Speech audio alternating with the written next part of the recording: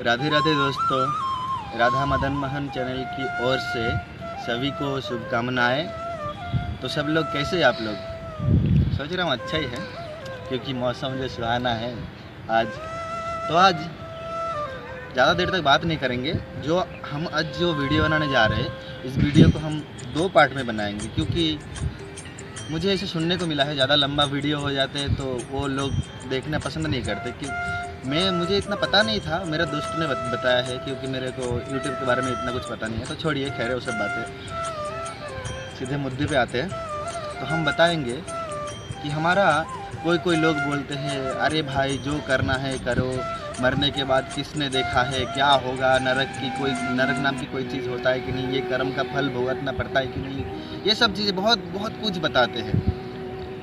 तो आप लोगों को तो पता है मेरा वीडियो का ट्विस्ट होता है, वो है क्या, मैं कहानियों के माध्यम से समझाने की कोशिश करता हूँ। तो मैं आज भी एक ऐसा अच्छा कहानी सुनाऊंगा, जिस कहानी का 2 पार्ट में आएंगे। ज़्यादा लंबा करने के लिए मुझे मना किया गया है। तो कहानी ये है, एक बार पहले सवाल पूछ लेता हूँ कि सवाल ये है कि हमारा जो हम लोग कर्म करते हैं, इसका फल क्या वाकई में हम लोगों को खुद को भुगतना पड़ता है, कि ये कर्म का फल कभी मिट भी जाता है कुछ करने से। तो इस बारे में बात करने से पहले मुझे एक श्लोक का याद आया। वो श्लोक है, न क्षयते कर्मफलम जन्म वर्ष शतैरपि। यानी अगर हम हजारों जन्म के बाद भी जन्म लेंगे दोबारा, तो उस जन्म में भी हमारा हजारों जन्म पहले का कर्म का फल भुगतना पड़ेगा।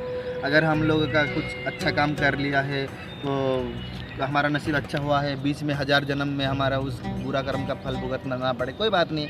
लेकिन एक कर्म का फल ऐसा एक चीज़ है जो मिटता नहीं है और 1000 जन्म के बाद भी उसको भुगतना पड़ता है। तो एक कहानी से हम शुरू करेंगे। कहानी ये है, एक राजा थे, तो उसकी राज में एक पंडित आए हैं, विद्वान, जो काशी से शास्त्र अध्ययन करके आए हैं, पढ़ के आए हैं, सब शास्त्रों में विद्वान है, पारदर्शी है। तो महाराज ने उनको राजसभा में बुलाया है। तो उन्होंने आए हैं, पंडित है, विद्वान है, आचार्य, संस्कृत आचार्य है। राजा महाशय ने पूछा, आपको मैं कुछ सवाल पूछूंगा, उसका जवाब अगर दे पाएंगे आप तो मैं मान लूँगा कि हाँ वाकई आप पंडित है, वाकई आप विद्वान हैं। तो उस पंडित ने हाँ भर लिया, स्वीकार कर लिया उनकी चुनौती को। तो राजा ने उनको कई तरह के प्रश्न किए हैं, और उस सवालों का जवाब पंडित एक करके देते गए हैं। तो राजा ने फिर बाद में हाथ जोड़ लिया, बोले हाँ पंडित जी ठीक है, आप असल में पंडित हैं, आपको मैं पहचान नहीं पाया था। तो आप एक काम कीजिए, मेरे इस सभा में आपकी जैसे एक पंडित की बहुत ज़रूरत है, आप रह जाइए। तो पंडित विद्या ग्रहण करने के बाद, पंडित मतलब शास्त्र अध्ययन करने के बाद वो जान ही जाता है इस संसार का कोई मोल नहीं है, इस संसार तो आसार है। तो फिर ये नाम, यश, प्रतिष्ठा, ये सब हम धीरे धीरे वीडियो में बताएंगे, इसका कोई ज़रूरत नहीं है। तो उन्होंने इनकार कर दिया, राजा की जो प्रस्ताव था उन्होंने इनकार कर दिया। तो बोला, देखिए राजा महाराज, मैं तो पंडित हूँ, यानी मैं त्यागी हूँ, सन्यासी हूँ, तो मैं राजसभा में नहीं रह सकता। तो राजा ने बताया, अच्छा ठीक है, चलिए, आपको मुझे बहुत पसंद लगा है, आप एक काम कीजिए, मैं आपको एक कुटिया बना देता हूँ, मेरे राज्य में रहिए, बाहर कहीं मत जाइए।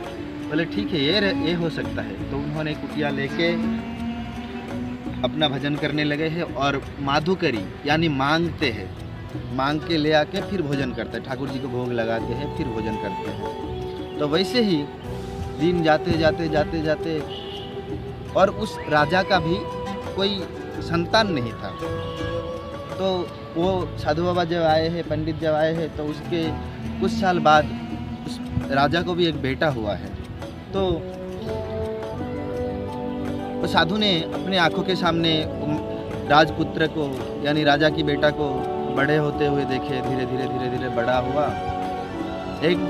फिर बड़ा होते ही क्या होते हैं, राजा का बेटा है, उनको तो विवाह करना ही पड़ेगा, और विवाह के बाद राज चलाना ही पड़ेगा।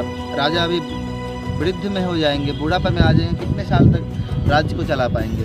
इसीलिए राजा ने क्या किया, उस राजकुमार को एक अच्छी सी राजकुमारी को देख के विवाह करा दिया। अब एक बात है, अगर हम लोग कहीं पे मान लीजिए अचानक अनजान जगह पे चले जाए अपना घर को छोड़ के, फिर वहाँ पे कितना अच्छा मखमल की चादर बिछाया हुआ बिस्तर भी क्यों ना दे, कितना कुछ भी ना इंतजाम कर दे, फिर भी हम लोगों को नींद आने में थोड़ा देर लगता है ना, कि नया जगह में आ गया हूँ, कैसे क्या पता, ये सब सोचते सोचते नींद आने में थोड़ा देर लगता है।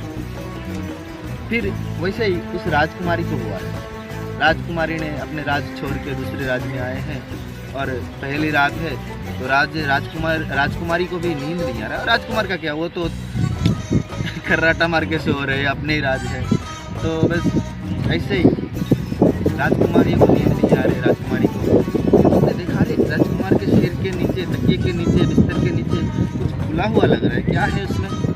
तो उसने क्या वो गद्दा को हटाया, हटा के ओ भाई, जैसे ही देखा पूरा आँख फटी की फटी रह गई और इतना चमकता हुआ, इतना रोशनी आया राजकुमारी की आंखों में, तो पूरा आँख बंद हो गई है।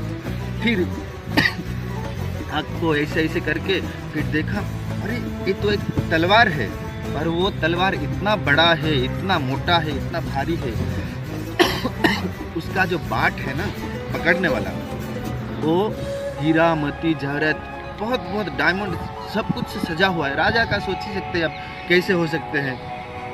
तो वो राजकुमारी ने क्या किया, उस तलवार को हाथ से उठाने की कोशिश की है और वो बहुत भारी था, इसलिए क्या किया, राजकुमारी ने कैसे भी उसको उठाई है, बहुत कष्ट करके उठाए है।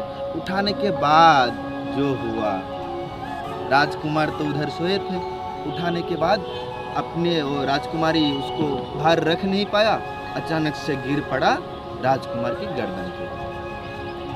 और तलवार तो ऐसे ही शार्प होते हैं, धार होते उसमें, तो राजकुमार का क्या हुआ, गला कट गया। अब बेचारी राजकुमारी क्या करेगी, रोएगी कि चिल्लाएगी, पहली नई जगह पे आए हैं और पहली रात में अपने पति को ऐसे करके मार डाली है। तो उन्होंने क्या किया, जोर जोर चिल्लाने लगा, अरे बचाओ बचाओ बचाओ, मेरे पति को किसी ने मार दिया है, बचाओ मुझे बचाओ। तो सब सैनिक आ गए हैं, तो पूछने लगे, क्या हुआ महारानी, क्या हुआ। बोले देखिए, मेरे पति को अभी अभी कोई मार के यहाँ से निकल गया है। तो सब सैनिक पीछे पीछे छूटे, दौड़े जाते जाते, और उस समय था ब्राह्म मुहूर्त, यानी जिस समय साधु लोग जागते हैं, नहाते हैं, उसके बाद नहाने के बाद अपने भजन क्रिया में लगते हैं। तो गीता में एक श्लोक है, या निशा बोलते हैं, श्लोक का तात्पर्य ये है, जब हम पूरा संसार सोते रहते हैं तब साधु व्यक्ति जागते रहते हैं, और जब हम पूरा संसार जागते रहते हैं तब साधु व्यक्ति सोए रहते हैं। तो जैसे देखिए, हम ज़्यादातर लोग क्या करते हैं, 9-10 बजे 12 बजे तक तो कोई सोते ही नहीं है, हम सोते हैं तो 1 बजे के बाद, और तन के 8 बजे 9 बजे के तक, सुबह की 9 बजे तक सोते हैं। तो साधु लोग ऐसे नहीं करते, साधु लोग 9 बजे सो जाते हैं, 3 बजे उठ जाते हैं। तो इसको बोलते हैं, जब हम सो रहे खर्राटा लेके, तब साधु लोग अपना कार्य कर रहे हैं। तो सैनिकों ने जाके पकड़ लिया वो साधु को, सन्यासी को, जो पंडित को महाराज ने रखे थे अपने राज में कुटिया बनवा के। तो उसने क्या कर रहे थे, उसी समय कुआं से नहा के अपनी कुटिया पे लौट रहे थे। सैनिक ने उसको बंदी करके पकड़ के ले आई है। अब दूसरे दिन पंचायत बैठी, राजसभा में ले आई, राजकुमारी को महाराज ने पूछे, क्या यही वो आदमी है जिसने तुम्हारे पति का कत्ल किए हैं। राजकुमारी ने तो उंगली उठा के बोली, हाँ यही आदमी है जो मेरे पति को मार के खिड़की से छलांग लगा के भाग रहे थे। अब महाराज का बेटा कोई संतान नहीं था, इतने सालों के बाद संतान हुए हैं, उसका कोई तो इतना आदरणीय होंगे, कितना स्नेह की होगी। फिर उसने गिड़गिड़ाते हुए साधु के पास गए महाराज ने, और पैर पकड़ के बोले, महाराज मैंने आपका क्या बिगाड़ा था जो मेरा एकलौता बेटा को आपने कत्ल कर दिया। अब बेचारी सन्यासी भी तो दुविधा में पड़ गए, क्या जहाँ मैं कुछ किया ही नहीं हूँ। तो उन्होंने भी समझाने लगे, देखिए महाराज, आपको क्या मेरे ऊपर ऐसे शौक होता है, मैं कितने साल से आपके राज में हूँ, फिर भी आप मुझसे ऐसे बात करते हैं। तो महाराज का भी यह विश्वास था कि ये साधु ये कर नहीं सकते। लेकिन लोक समाज को मान्यता देने के खातिर उन्होंने ये निर्णय लिया कि हाँ, तुमने जिस हाथ से मेरे बेटा की हत्या की हो उस दोनों हाथ काट दिया जाएगा। तो उस साधु का दोनों हाथ काट दिया गया है। तो इसके आगे क्या हुआ वो हम क्या करेंगे, अगले वीडियो में सुनेंगे। ठीक है, तब तक के लिए राधे राधे।